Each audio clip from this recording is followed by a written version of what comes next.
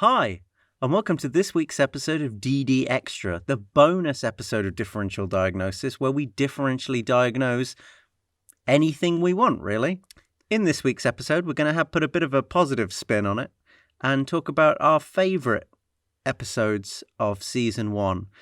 Obviously, 3 Stories is top of that list, as we said a few weeks ago, so we're not just going to reiterate our thoughts, but we thought we'd sort of pull out some examples of episodes that we thought were really good and kind of sum up the best of House Season 1 on what makes House's formula work best when it's firing on all cylinders.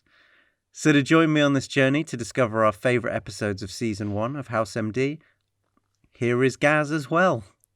Hey, a pleasure to be here, to engage in this beautiful odyssey through Season 1. Hopefully we'll get lost on the way and encounter some amazing plot points and devices that have been confabulated by our good friends at NBC circa 2004 to 2005. And yeah, 3 Stories is an indisputably the best episode, but it is a fairly unique episode, right? Yeah, I mean, three Stories was the reason why we were not going to make this episode. This might be a particularly boring episode, depending on how much you enjoy negativity. But but yeah, I think we immediately. I mean, it's pretty popularly considered that 3 Stories is the best one. So the way we formulated it after that was that we would talk about 3 Stories for a bit, admit it's the best, and then just generally talk about other episodes we like. But yeah, you're right, Gaz. Like, 3 Stories is a weird one because I think the other 2 episodes that we're going to talk about of each of our favorites, kind of the point that we're going to make is when they're great because they bring the formula to life. Yeah. They connect all the dots within an episode. It hits all the marks. Whereas 3 Stories is particularly unique because it's really the episode of Season 1 that is unlike all the others. So even though we're going to talk about why we liked episodes because they did the formula so well, 3 Stories is not that formula. Yeah. Which makes you wonder whether or not the show should break the formula more. Because when it does, it seems to end in some pretty great stuff. I think the big takeaway from all of this is my big takeaway is that 3 Stories, you could easily make the argument that 3 Stories is great because it's unique and therefore unique episodes are the only ones that are great. But actually, there are great episodes that operate within the kind of formula of the show and uses the tropes that it has established itself, but also from the kind of medical procedural drama itself. And I think they're much more interesting to talk about because it operates within the constraints of what the show has been pitched as. And yeah, I always think that creativity is great when you're able to just kind of work within constraints. The other thing I'd like to just say regarding this is, everybody's kind of decided that on a critical level that 3 Stories is the best episode of Season 1. But the reason we think it's the best episode is not necessarily because we've admitted defeat to the critique of others. We actually came to that decision ourselves as well. So there is a kind of independence of thought. We don't just slavishly agree with the zeitgeist, but when the zeitgeist is right, fair enough. That's wonderful. As you say, I don't think 3 Stories is good because it's uniqueness for uniqueness' sake. It as we observe while we were watching it, it ties a lot of stuff together. Mm-hmm. It has a lot of stuff going on in its plot, but the way it's tied together and formulated, the way it plays with its form and kind of plays on the formula of House is why it's good. It's not just different, or else you could just have an episode where House and Wilson are just sitting in a diner talking and there's no patience. And that by definition isn't a good episode. Yeah. But the Yeah. but another reason why probably uniqueness is good and why it's used sparingly in House is that actually it's those episodes that stand out. So if you had like a 3 stories every other week, then it wouldn't particularly feel like a unique escape from the formula. That would just become the new structure of a House episode. So I'm pretty glad that, episodes like 3 stories kind of only come around rarely, because I think they kind of have to in order to stand out. And I'd say a good kind of like analogy to use is you've got like the standard episodes that follow the formula. They're like the kind of 3-chord punk rock songs. And then like 3 stories is like prog rock. It's like noodly and go and it does it for like a long time, and obviously it's very taxing. And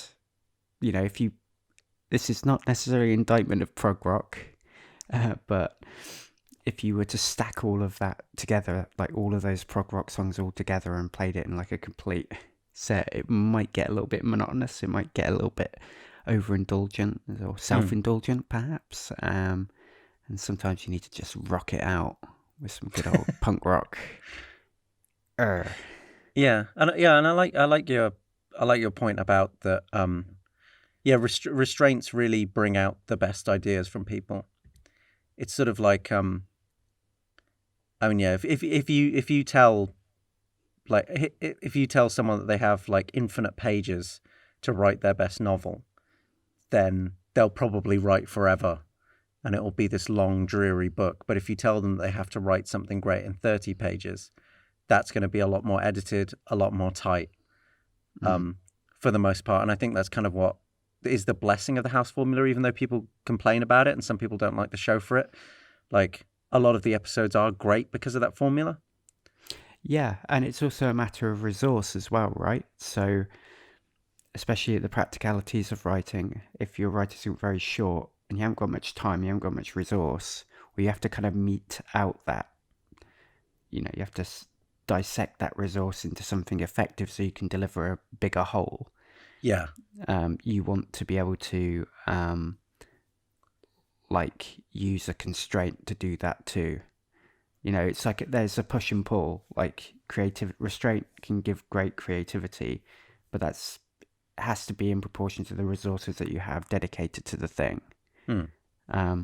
As well. I mean, if I told you just write one word, you could choose any word you want. Probably not. It's probably a very interesting creative exercise, but it's not necessarily going to yield anything revealing, right? Because you've got loads and loads and loads of resource and only one little tiny piece of content. But if you kind of get it right, if you get the proportion between the resource and the form right, you get good things. Maybe. But this is just like my philosophy of like art, so wow. Let's not dwell on that for too long. Let's get to the fucking House. What word would you pick? Is that a word? That's more of a sound. Like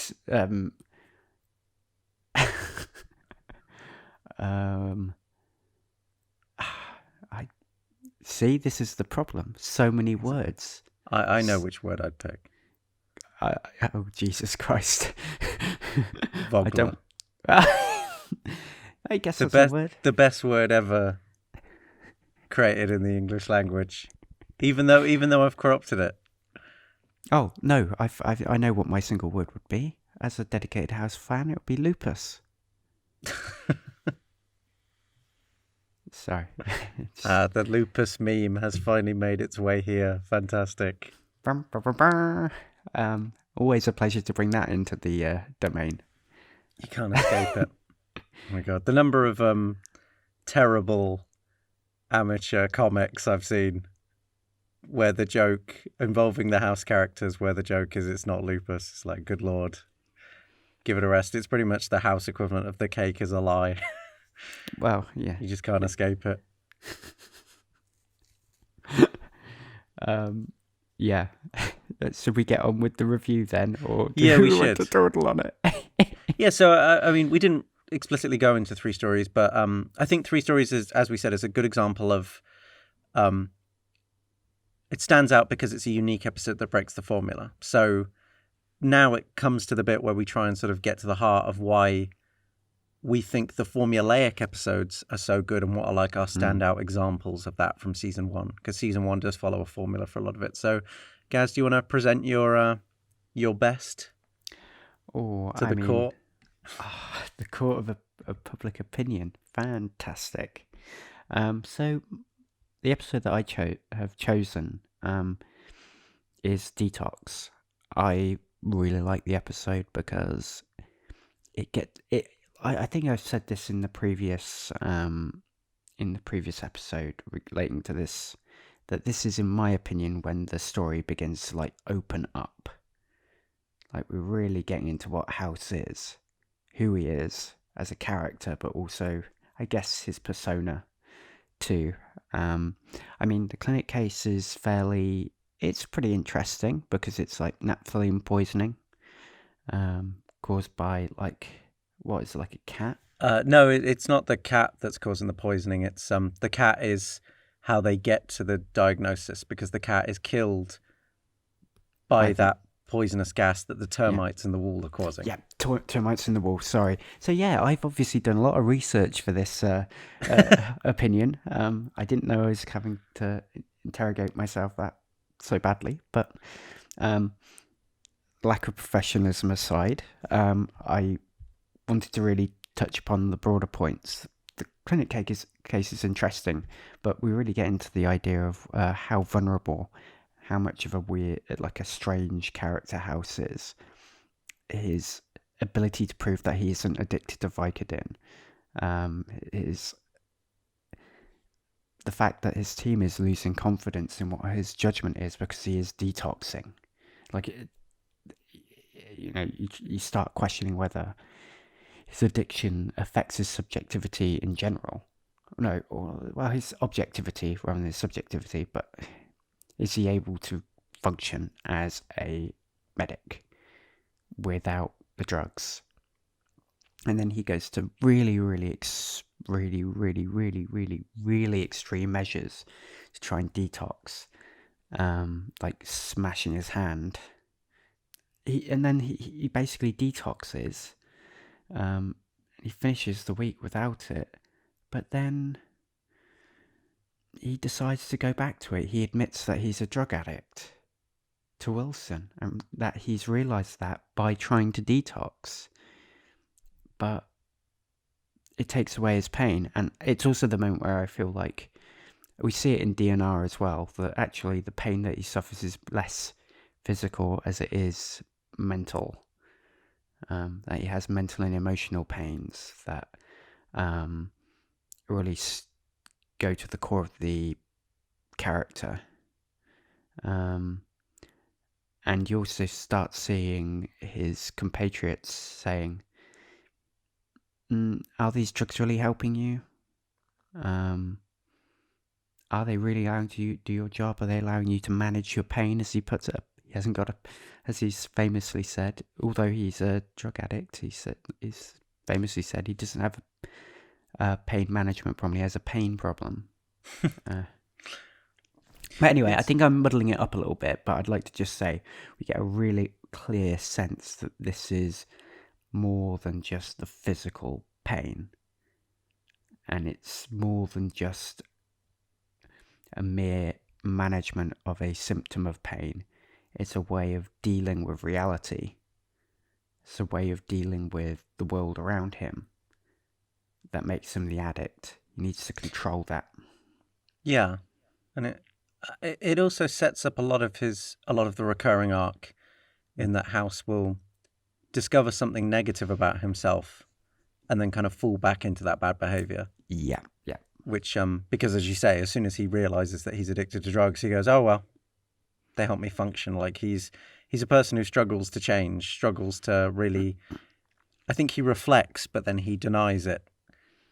It's a problem because he doesn't want to come across as like weak or human. He wants to be sort of like the physical, like, manifestation of this, genius problem solver who thinks objectively. Mm. Yeah, and he is definitely not that. I mean, he solves the problem, but the real issue is that people don't feel comfortable with him being in the state that he is. Yeah. Especially when he's detoxing. Which is expressed in the patient story as well. Because the patient story feels quite disconnected to House's arc, even though, which I guess is a play on the formula, because you have this patient story that's going on, and it's a well written patient story.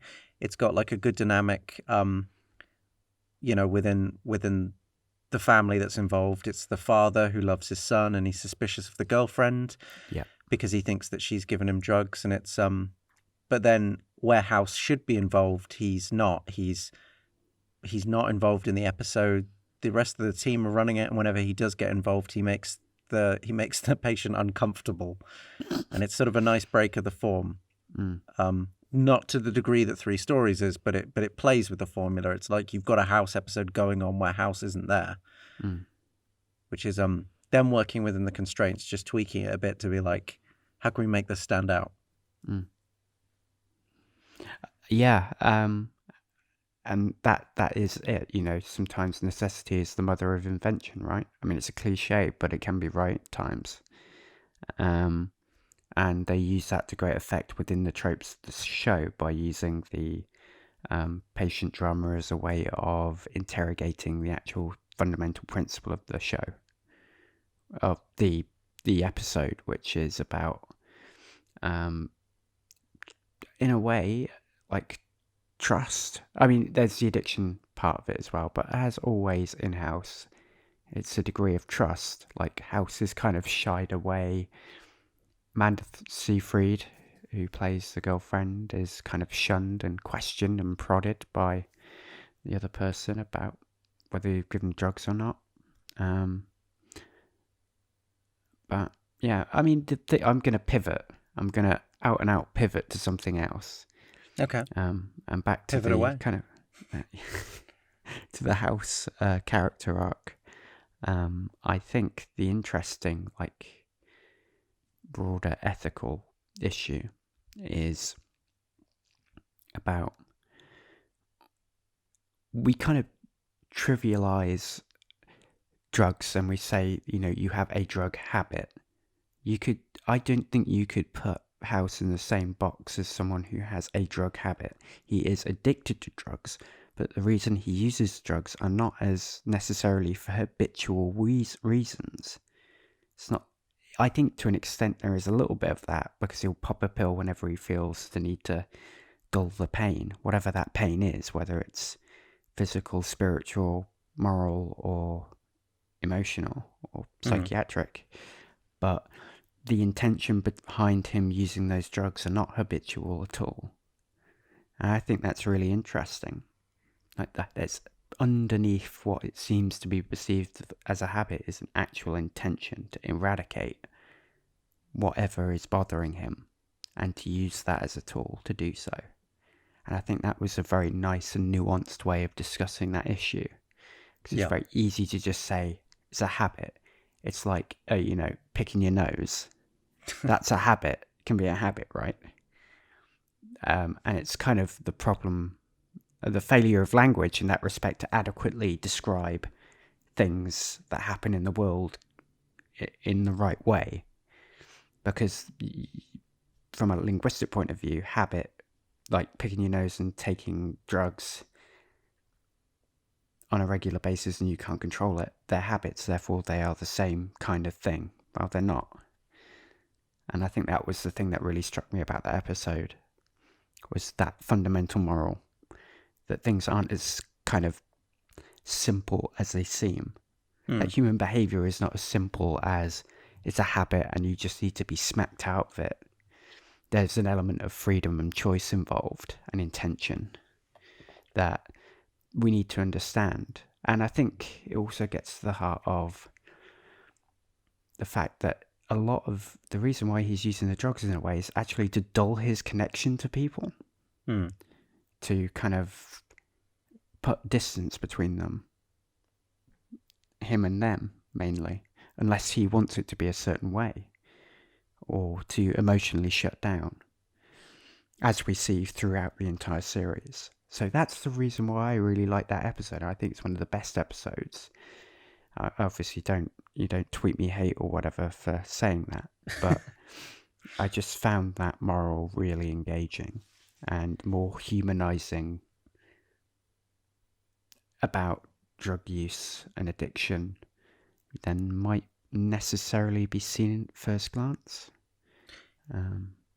Yeah. Yeah.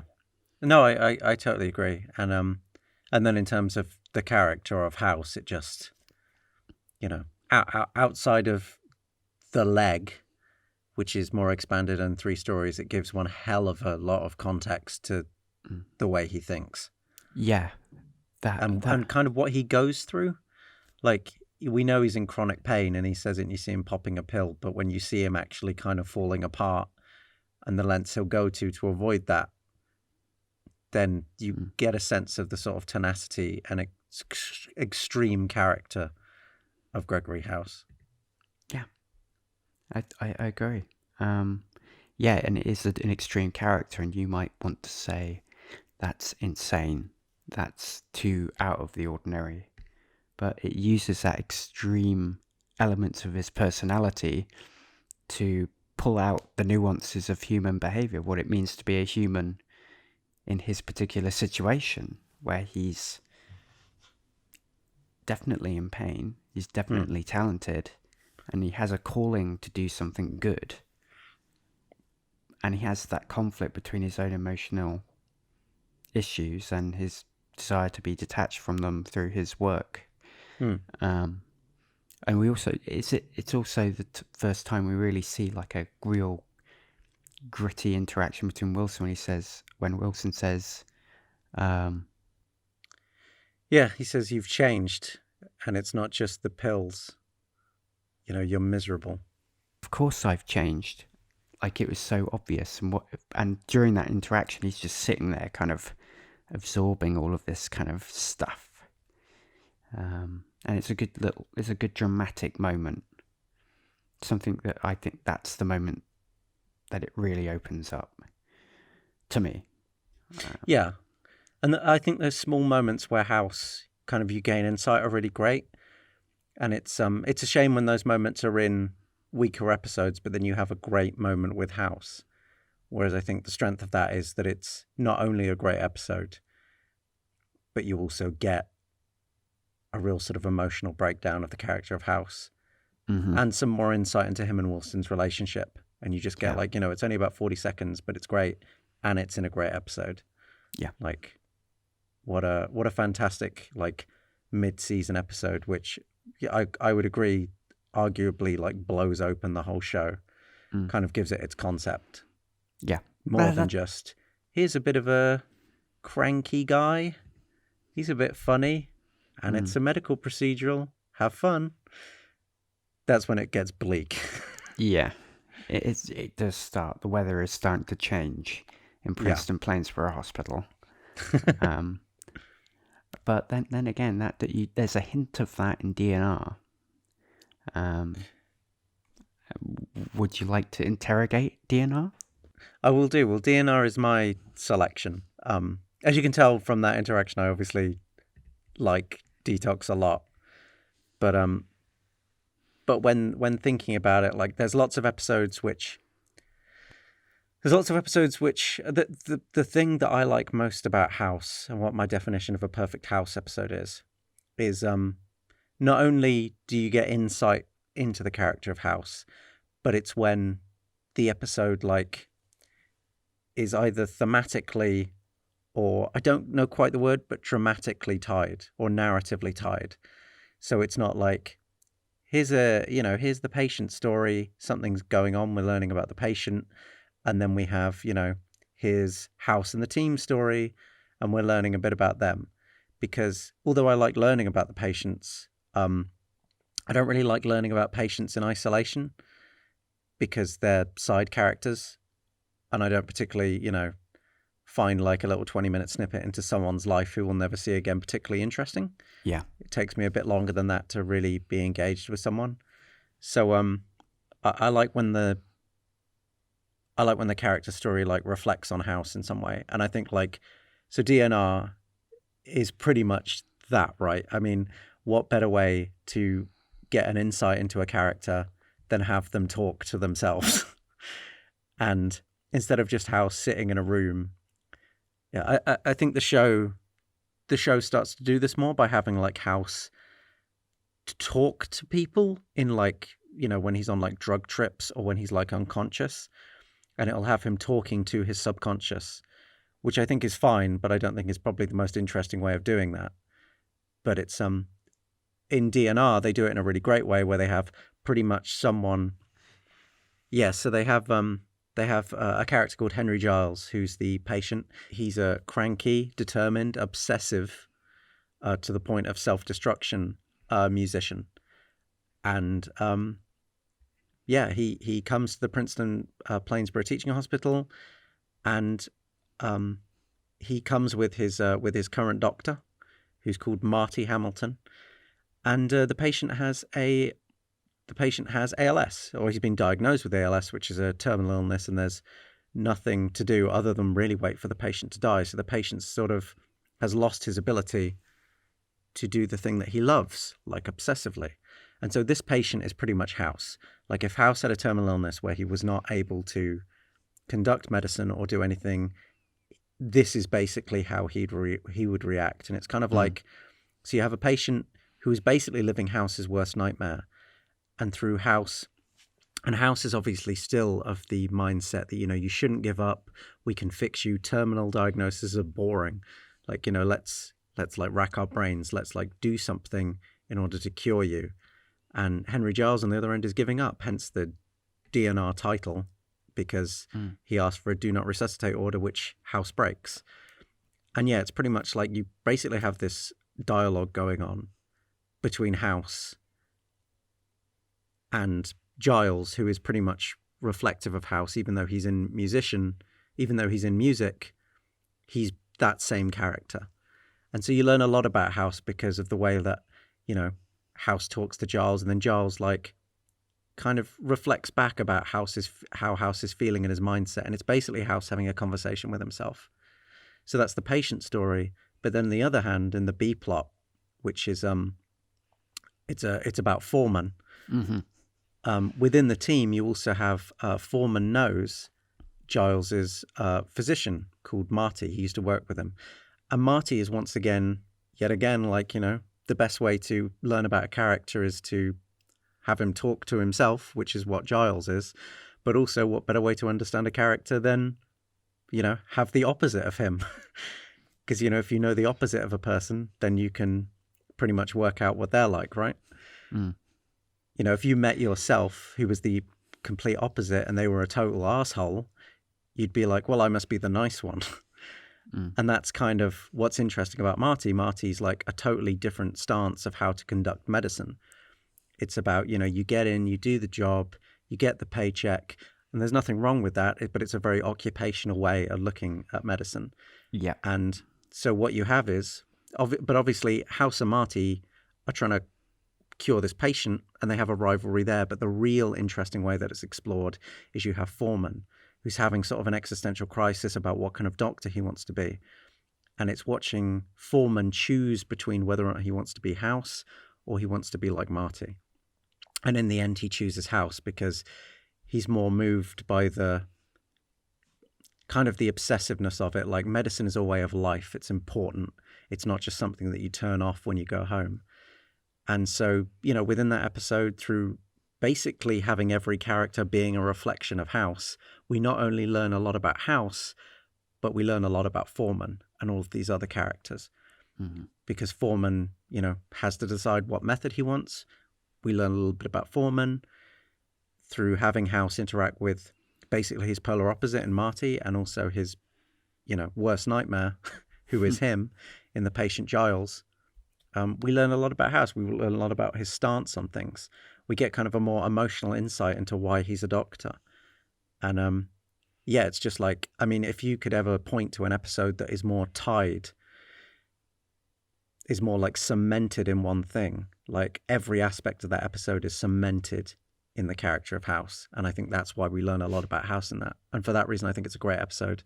And the fact that it does that all within a 45-minute runtime is great.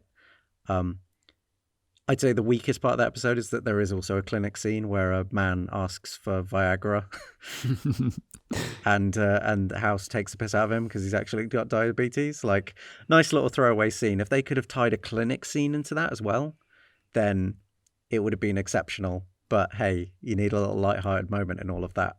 Yeah. But maybe it's just there to kind of modulate the tone a little bit, like bring things a little bit closer down to earth. Like, possibly. I think. Well, it's not like, well, that's what I like about it as well, as it doesn't have I think it really expresses the tone that the show goes for as well, in that you've got this character who wants to die, he's got a terminal illness, he does a DNR, House breaks it, but it's never like serious.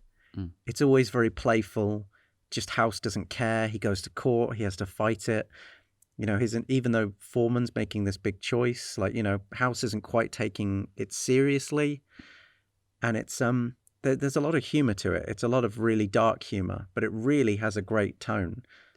Yeah, I know I've warbled on a lot about like the episode and how it functions as it's, you know, basically a big character study of House with lots of other characters. But yeah, I just think it achieves a lot, and especially the fact that it really nails a very complicated tone of like very solid dark humor.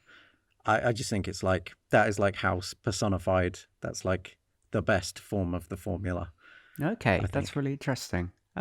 Yeah, I think I largely agree with everything that you've said. I think you also have to understand it through the lens that what creates the rift between Foreman and House in this episode is the fact that Foreman believes that House has assaulted the patient. Yes. That there's a fundamental break in the professionalism of a doctor. Makes him question what the vocation is all about. And to question House's motivations and also his raison d'etre, Foreman's raison d'etre for being there. And I think the main thing is that. And then he's like, what is being a doctor about? Is House right? And the fundamental question is, was House right to do that or not?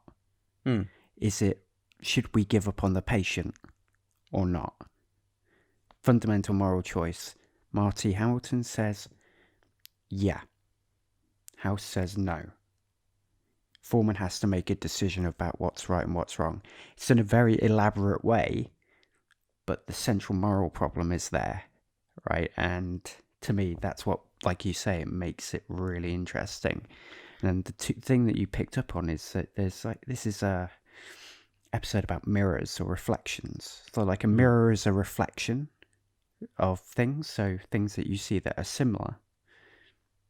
Like in Henry Giles and House, that's a reflective kind of interpretation of the mirror.